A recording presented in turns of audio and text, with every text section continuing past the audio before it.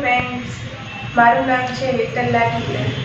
હું ગૃહિણી self challenge 2માં ભાગ લઈ રહી છું અને મારી વસ્તુ જે બનાવવાની છે એનું નામ છે સાઉથ ઇન્ડિયન ઢોસા અને સાંભાર. હેલો ફ્રેન્ડ, હું છું હેતલ લાઠીગરા. આજે બનાવીશું આપણે સાઉથ ઇન્ડિયન ઢોસા અને સાંભાર. હવે મેં સવારે દાળ અને ચોખા, અડદની દાળ અને ચોખા પલાળી લીધેલા હતા. 7-8 કલાક પલળી ગયા પછી આપણે તેને મિક્સી જારમાં ગ્રાઇન્ડ કરી લઈશું. પછી તેને પ્યુરી બનાવી અને એ પેસ્ટનું બેટર તો સરસ થઈ ગયું છે, પણ એમાં પાણી એડ કરી અને આપણે જોઈએ એ પ્રમાણે એનું થિકનેસ રાખી લેવાની.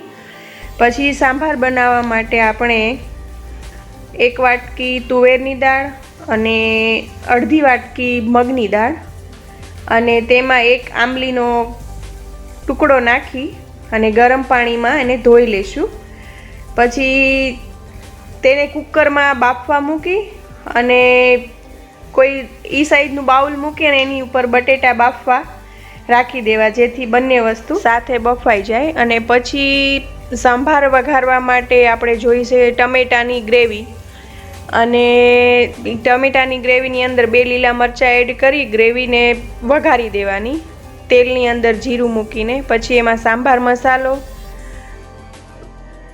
જે પ્રમાણે જોઈએ એ પ્રમાણે આપણા ટેસ્ટ પ્રમાણે નાખી શકીએ. લાલ મરચું,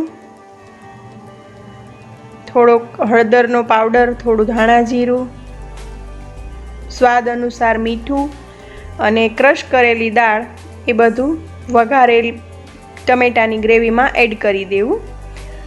પછી સાંભાર સરસ ઉકળી જાય એટલે એનો કલર અને ટેસ્ટ વધારે સરસ. 2-3 બાફેલા બટેટા લીધા છે અને તેને આપણે જીરું મૂકી અને વઘારી અને એને ઢોસાની સાથે સર્વ કરવા માટે રેડી કરી લઈશું. જેમાં મીઠું, મરચું, લીલું મરચું અને ધાણા જીરું અને સુગર અને હિંગ, એ બધી વસ્તુ એડ કરી અને થોડીવાર ગેસ ઉપર ગરમ કરી લઈશું.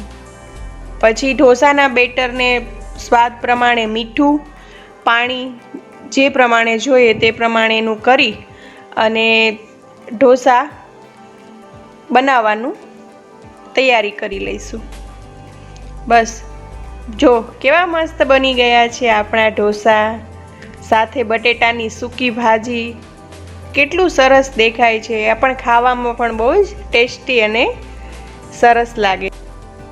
તો જુઓ કેવા સરસ દેખાઈ રહ્યા છે આપણા ઢોસા અને